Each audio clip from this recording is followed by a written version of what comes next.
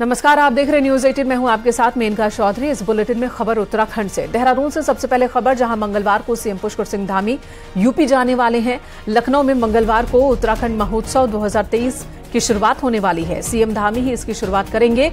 वहीं कल ही लखनऊ से गुजरात के लिए रवाना हो जाएंगे धामी, जहां बुधवार को इन्वेस्टर्स समिट के लिए रोड शो होना है।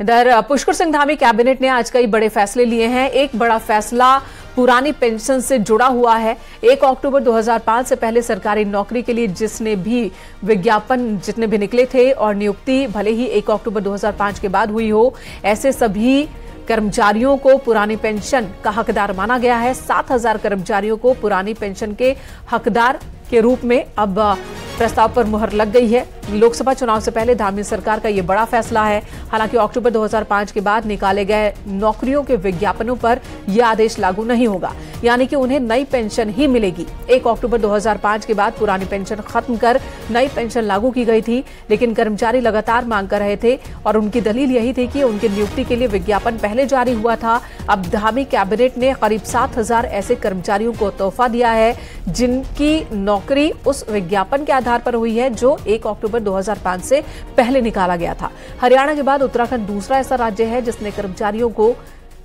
यह तोहफा दिया है। वो 1 अक्टूबर 2005 थी, तो उस तारीख को जितने भी पदों की विज्ञप्ति निकल चुकी थी या नोटिफिकेशन हो चुकी थी, उसके अगेंस्ट जितने भी कर्मचारी अधिकारी बाद में भर्ती होके आए, उनको विकल्प दिया जाएगा।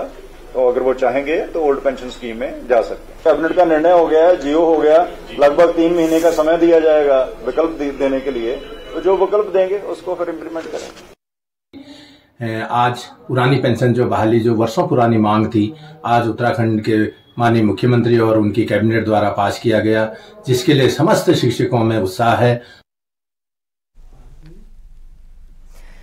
इधर पुष्कर सिंह धामी कैबिनेट की बैठक में आज 30 बड़े फैसलों पर मुहर लगी है। पर्यटन नीति में संशोधन कर सिंगल विंडो सिस्टम को मंजूरी दी गई।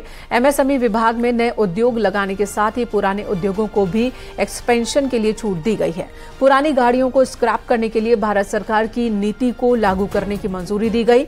15 साल से पुरानी सरकारी गाड़ियां स्क्रैप होंगी और प्राइवेट गाड़ियों को स्क्रैप कराने पर कॉमर्शियल टैक्स पर 15%, निजी गाड़ियों पर 25% की छूट होगी। वहीं 8वीं के बाद ITI करने वाले छात्रों को सिर्फ हिंदी का पेपर पास करके हाई स्कूल पास का प्रमाण पत्र दिया जाएगा। वहीं 10वीं के बाद ITI करने वालों को हिंदी पेपर पास कर इंटर का सर्टिफिकेट दिया जाएगा। राज्य के 119 शासकीय कॉलेज और 4 यूनिवर्सिटी में एक योगा टीचर नियुक्त किए जाएंगे। रुद्रप्रयाग के गुप्तकाशी और मसूरी के पास कैंपटी फॉल एरिया को नगर पंचायत का दर्जा दिया जाएगा।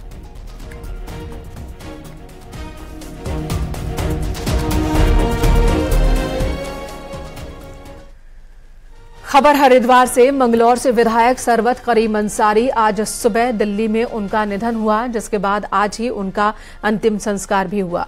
पूरे राजकीय सम्मान के साथ अंतिम विदाई दी गई। सरवत करीम अंसारी के जनाजे में बड़ी संख्या में लोग शामिल हुए। इससे पहले उनका पार्थिव शरीर मंगलौर लाया गया। बस स्टैंड पर अंतिम दर्शन के लिए पार्थिव शरीर रखा गया। यहां बड़ी संख्या में लोग जुटे अंतिम दर्शन के लिए, उन्हें श्रद्धांजलि दी। पुलिसकर्मी और जनप्रतिनिधि भी पहुंचे थे अंतिम विदाई देने, अंतिम दर्शन के लिए।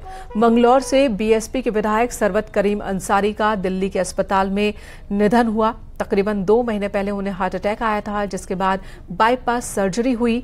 फिर तबीयत बिगड़ने लगी, जिसके बाद उन्हें दिल्ली इलाज के लिए जाया गया, लेकिन डॉक्टर्स उन्हें बचा नहीं पाए। सरवत करीम अंसारी ने 2022 के चुनाव में कांग्रेस के काजी निजामुद्दीन को हराकर जीत हासिल की थी। बहुत दुखद घटना है, अति दुखद जिसे कह सकते हैं। इसका कोई शब्दों में बयान नहीं। जनता भी उनके कार्य को याद रखेगी, हम भी साथी के तौर पर याद रखेंगे और विधानसभा की जनता भी याद रखेगी। ऐसा नहीं, कोई इतनी जल्दी कोई भूल नहीं सकता। उधर देहरादून में सीएम पुष्कर सिंह धामी ने 30 अक्टूबर से 5 नवंबर तक चलने वाले विजिलेंस वीक की शुरुआत की है। सचिवालय में आयोजित कार्यक्रम में मुख्यमंत्री ने ऐलान किया और कहा कि विजिलेंस विभाग में 103 नए पद सृजित किए जाएंगे। विजिलेंस की कार्यप्रणाली को प्रभावी रूप से और बेहतर बनाने के लिए सर्विलांस और तकनीकी विशेषज्ञों की टीम का गठन किया जाएगा। मुख्यमंत्री ने कहा कि विजिलेंस को कार्रवाई में तेजी लाने के लिए जितने भी फंड की आवश्यकता होगी वो दिया जाएगा। इस मौके पर सीएम ने विजिलेंस के अधिकारियों को निर्देश दिया कि करप्शन को रोकने के लिए विभाग द्वारा जो भी कार्रवाई की जा रही है उसकी महीने में 2 बार रिपोर्ट सौंपी जाए।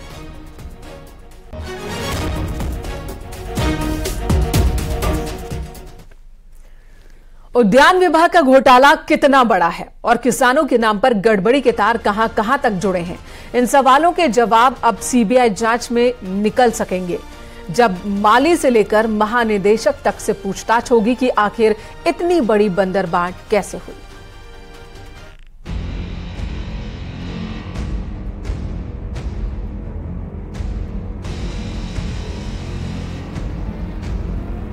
इस आशंका से इनकार नहीं किया जा सकता कि उद्यान विभाग घोटाला उत्तराखंड में अब तक का सबसे बड़ा घोटाला निकला। सीबीआई की जांच के दायरे में पेड़ लगाने वाले माली से लेकर महानिदेशक तक आएंगे कि आखिर किसानों के नाम पर मंजूर करोड़ों रुपए का क्या हुआ, विभाग के अफसरों की भूमिका कितनी संदिग्ध है, उसकी पोल आरटीआई में मिली ये सूचना खोलती है। एक तरफ कहा जा रहा है कि बीजेपी विधायक के भाई को सेब के पौधे मुख्यमंत्री एकीकृत बागवानी मिशन के तहत 50% कीमत चुकाने पर दिए गए, जबकि इसके ठीक उलट आरटीआई में खुलासा हुआ है कि विधायक के भाई को सेब के 2402 पौधे फ्री में दिए गए। इस बात पर विधायक के भाई से ज्यादा सवाल उद्यान विभाग पर खड़े होते हैं और जांच शुरू होने पर ऐसे ही सवालों के जवाब विभाग के माली से लेकर महानिदेशक और सचिव को देने होंगे। विधायक जो है मुफ्त में जो है उद्यान विभाग से सेब के पौधों को लेने का काम करता है, तो इससे गंभीर विषय तो दूसरा हो नहीं सकता है। ये तो प्रथम दृष्टता जो है भ्रष्टाचार में उनकी संलिप्तता को प्रदर्शित करता है। तो विभाग और सरकार की मिली भगत है। सवाल ये भी है कि इतने बड़े घपले में निर्देशक बावेजा को सस्पेंड करने के अलावा किसी और पर एक्शन क्यों नहीं हुआ। न्यूज 18 ने इन सवालों का जवाब जानने के लिए उद्यान विभाग का रुख किया, लेकिन छोटे अफसर घपले पर कुछ नहीं कहना चाहते। मंत्री गणेश जोशी विदेश दौरे पर हैं, सचिव दीपेंद्र चौधरी चुनाव की ड्यूटी में हैं और महानिदेशक और निर्देशक रणवीर सिंह चौहान मीटिंग में व्यस्त रहे। हालांकि बीजेपी प्रदेश अध्यक्ष का कहना है कि सीबीआई जांच में जो दोषी होगा वो बचेगा नहीं। सीबीआई जांच होने के बाद दूध का दूध पानी, आखिरकार जो भी उस पर दोषी है वो सजा उसको मिलनी चाहिए। इसका प्रावधान ही सीबीआई द्वारा होगा। सीबीआई जांच को आने दीजिए, उसके बाद जो भी कार्रवाई इस संदर्भ में होगी वो सरकार द्वारा की जाएगी। उद्यान विभाग आमतौर पर कम ही चर्चाओं में रहता है, लेकिन विभाग के अफसरों की कारगुजारियों ने उद्यान को बदनाम कर दिया है। और उससे भी बड़ी बात ये कि मेले से लेकर पौधों तक में बड़ा खेला उन किसानों के नाम पर हुआ जिनके नाम पर करोड़ों की स्कीमें बनती हैं। देहरादून से न्यूज 18 के लिए दीपांकर भट्ट की रिपोर्ट। पिथौरागढ़ से नियमित हवाई सेवा का मुद्दा लगातार तूल पकड़ता जा रहा है। क्षेत्रीय विधायक मयूख मेहर ने इस मुद्दे को लेकर अनिश्चितकालीन धरना शुरू किया है। विधायक मेहर ने अपने समर्थकों के साथ कलेक्ट्रेट परिसर में धरना शुरू किया। विधायक का कहना है कि डबल इंजन की सरकार हवाई सेवा के नाम पर लोगों के साथ छल कर रही है, जबकि केंद्र से लेकर राज्य सरकार पहले सितंबर और फिर पीएम के दौरे के बाद नियमित हवाई सेवा का दावा कर रही थी। बावजूद इसके हवाई सेवा शुरू नहीं हो सकी है। विधायक ने साफ किया कि नियमित हवाई सेवा के साथ ही अन्य 3 मुद्दों को लेकर उनका आंदोलन जारी रहेगा जब तक ये मांगे पूरी नहीं हो जाती। अगर वाले हवाई यातायात से दिल्ली, देहरादून, पूरे देश में आवागमन करेंगे और उनके अच्छे दिन आ रहे हैं। पर बड़ी दुखद बात है कि आज 7 साल इस सरकार को लगातार इस प्रदेश में शासन करते हुए हो चुका है, पर पिथौरागढ़ में हवाई पट्टी में अभी तक कोई हवाई सेवा का संचालन नहीं हुआ है।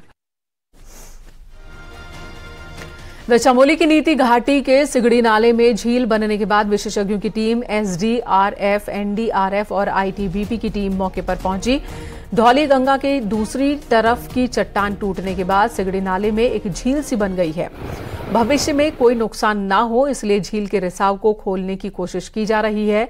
26-27 अक्टूबर को पहाड़ का आधा हिस्सा टूटकर सिगड़ी नाले में आ गया था, जिसके बाद यहां पर पानी रुकने लगा और झील की तस्वीर उभरती दिख रही है। द्वारा ड्रोन उड़ाया गया, ड्रोन से देखा गया तो पाया गया कि आंशिक रूप से नाला बाधित है और पानी जमा हुआ है। जिला आपदा अधिकारी से इस संबंध में बात हुई है।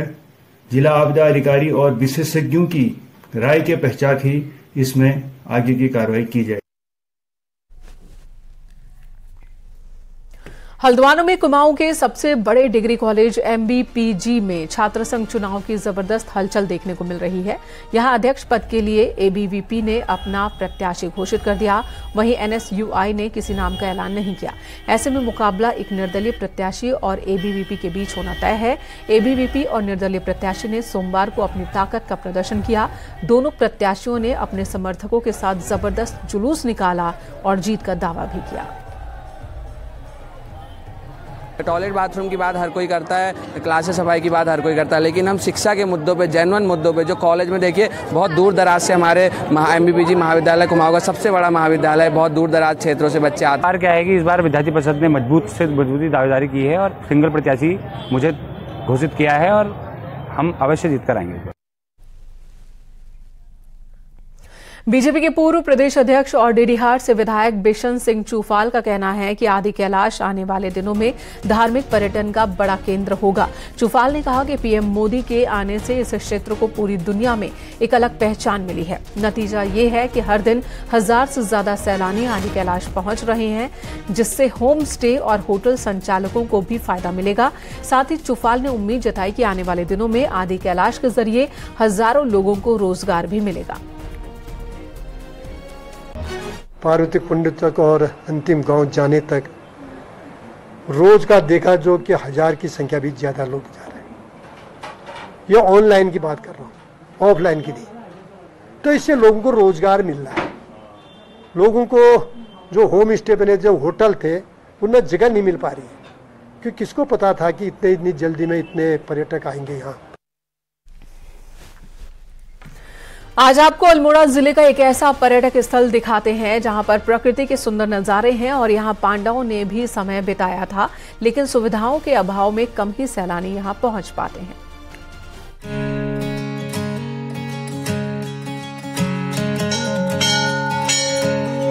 प्रकृति के सुंदर नजारे, हरे भरे जंगल। ये नजारा है द्वाराहाट से 18 किलोमीटर दूर पांडव खोली का। सड़क से 4 किलोमीटर की खड़ी चढ़ाई चढ़ने के बाद पांडव खोली आती है, जहां 5 पांडवों की मूर्ति और भीम गद्दी समेत कई ऋषि मुनियों की तप स्थली है। बताते हैं कि पांडव अज्ञातवास में यहाँ 1 वर्ष तक रहे थे और उनके पीछे पीछे कौरव भी आधे रास्ते तक पहुंचे थे, लेकिन वो उन तक नहीं पहुंच पाए। वर्तमान में यहाँ अनेक ऋषि मुनियों द्वारा तपस्या भी की गई। आगे सर बहुत अच्छा लगा, बहुत अच्छा फील हुआ, शांति फील हुई, एक मन का सुकून मिलता है।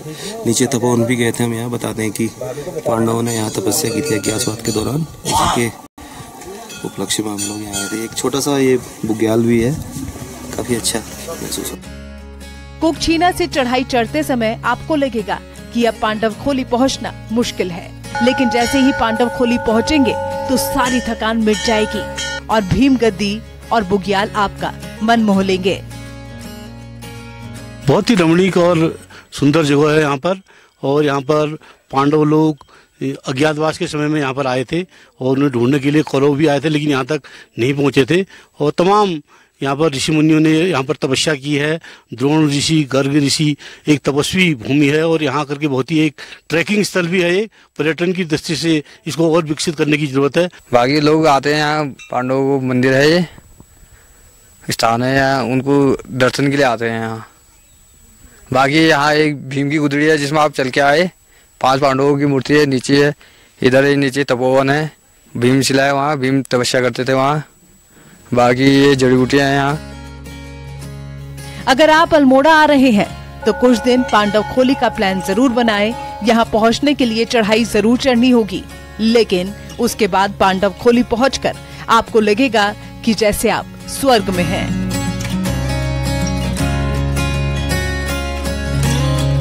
न्यूज़ 18 के लिए अल्मोड़ा से किशन जोशी की रिपोर्ट।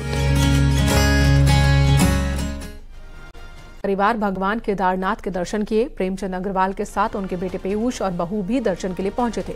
फिर उन्होंने बद्रीनाथ धाम में भी दर्शन पूजन किए।